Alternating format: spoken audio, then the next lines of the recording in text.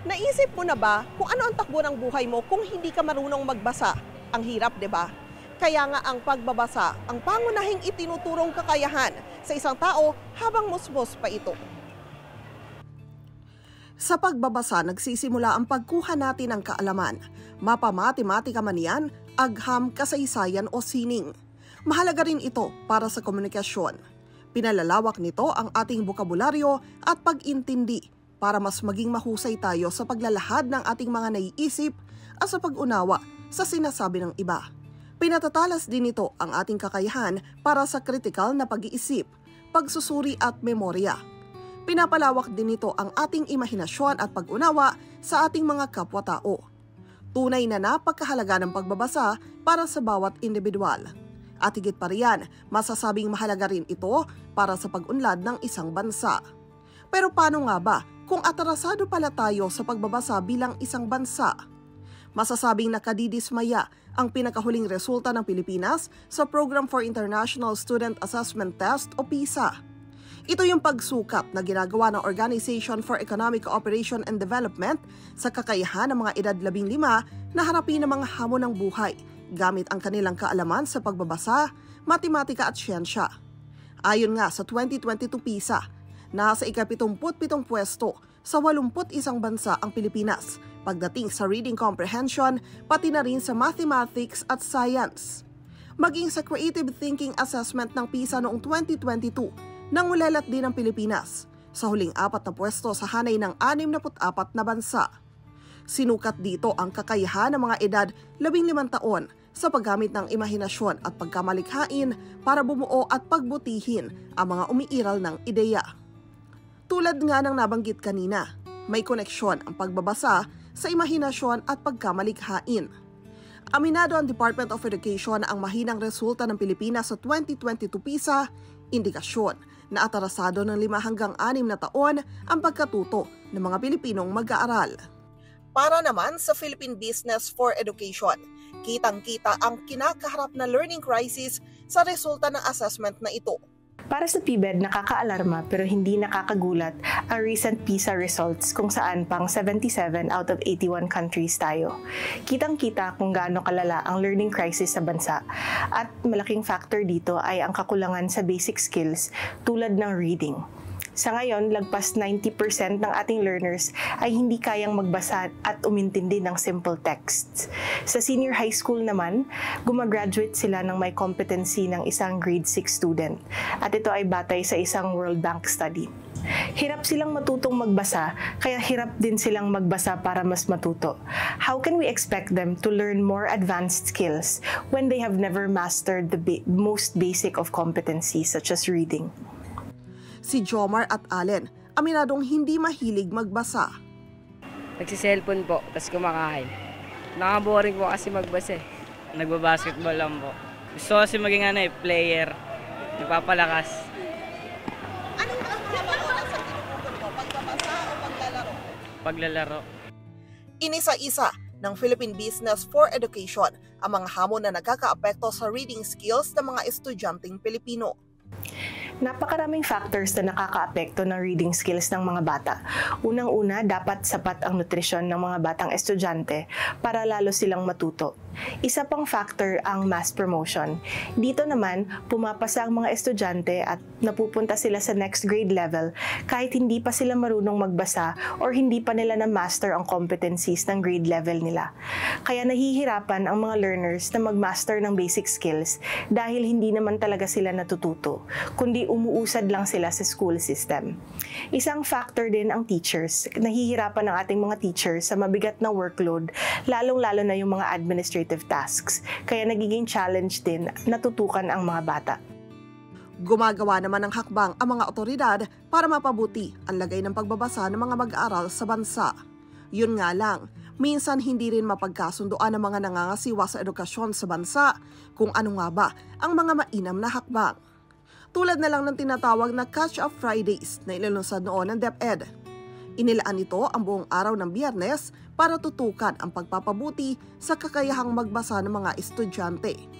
Kinwestiyon nito ng Alliance of Concerned Teachers. Kulang nila ang mga libro at iba pang materyales para dito, Kaya pati ang paggawa ng mga kopya ng babasahin sa mga guro na rin napunta. Kailangan din nila na ayusin ang programa dahil hindi naman lahat ng estudyante nangangailangan nito. May iba pang mga naisip na hakbang ang DepEd. Nito lang Oktubre, inanunsyo ng Education Secretary Sani Angara na bumuo na ang DepEd ng task force na mangangasiwa sa pagpapabuti sa lagay ng Pilipinas sa PISA na gagawin sa susunod na Marso. Humingi na rin ang DepEd ng tulong sa mga eksperto para sa paghanda sa mga estudyanteng sasabak dito. Inalam na rin ng DepEd mula sa mga estudyante na nakakuha ng magandang marka sa PISA kung ano ang mga ginawa nilang paghanda. Pero ang tanong, pagpapabuti ba talaga ng pagbabasa ng mga estudyante ang layunin ng mga ito o tanging ang pagpapaganda lang ng pwesto ng Pilipinas sa PISA? Tinatayang 7,000 estudyante lang naman kasi mula sa 200 paaralan ang sasabak sa PISA exams. Ano naman kaya ang masasabi ng mga mismong guro tungkol sa lagay ng pagbabasa ng mga estudyante? Ngayong taon po, sobrang dilema namin mga teachers, higit lalo na po sa English. Okay? Marahil sa Filipino ganun din. After pandemic, meron tayong tinatawag na learning gap, After pandemic, mas lalong tumaas yung porsyento ng mga bata na hindi nakakabasa, struggling readers, and worse po, meron po talaga tayong non-readers. Nakakalungkot po at nakakagulat na nakarating sila dito na kahit po yung alphabet, hindi nila ma-identify yung pasunod-sunod, hindi nila masabi yung pasunod-sunod ng alphabet. Hanggang sa puntong ito, tanging ang pagbabasa ng mga mag-aaral ang nasisilip natin. Paano naman kaya ang pagbabasa ng mga mas nakatatanda? Kung paniniwalaan ang resulta ng 2023 National Readership Survey na ipinagawa ng National Book Development Board at ginawa naman ng social weather stations, hindi na rin ganong nagbabasa ang mga Filipino adult. Mula sa resulta noong 2012 na 54%, bumaba na sa 42% ang bilang ng mga nagsasabing nagbabasa sila para sa kanilang kasiyahan. 2 ang pangunahing dahilan na ibinigay ng mga sumailalim sa survey kung bakit hindi na nila magawa ang leisure reading. Una rito ang pagkakaroon ng iba pang mga aktibidad na mas kawili-wili sa kanila o mas nakakakuha ng kanilang interes.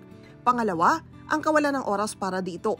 Lumabas din sa survey na Filipino ang wikang mas gustong basahin ng mga na-survey. Biblia naman ang babasahin na pinakagusto ng 64% sa mga ito.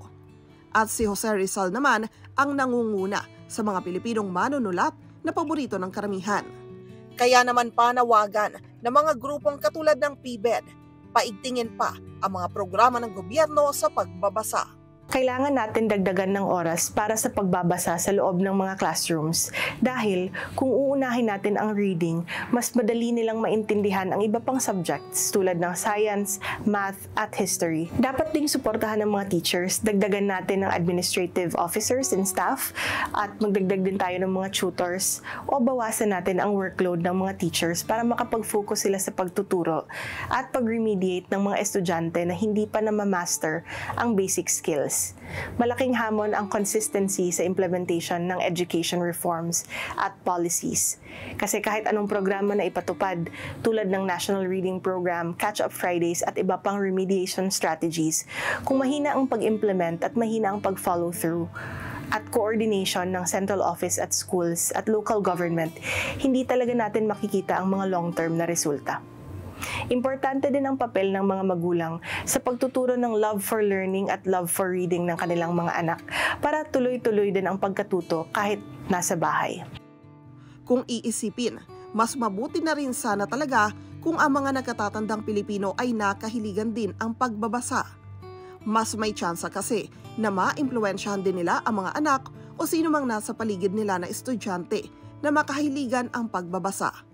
Wala naman sigurong question na talagang mahalaga ang pagbabasa bilang isa sa mga pangunahing kakayahan na dapat meron ang bawat isa sa atin. Kahit hindi na nga muna natin isipin ang papel nito para sa pagpapaunlad sa ating bansa, hindi pa rin maisasantabi ang importansya nito. Ang kaalamang nakukuha sa pagbabasa ay nakakatulong hindi lang para sa personal na pag-unlad, kundi para sa pagpapalakas ng ating lipunan. Dahil ang maalam at matalinong mamamayan, pundasyon ng isang masaganang bayan. Ako po si Madeline Villar Moratillo para sa ASPN. At ito ang espesyal na pag-ulat namin. Together, Sunnet 25, Sunnet 25.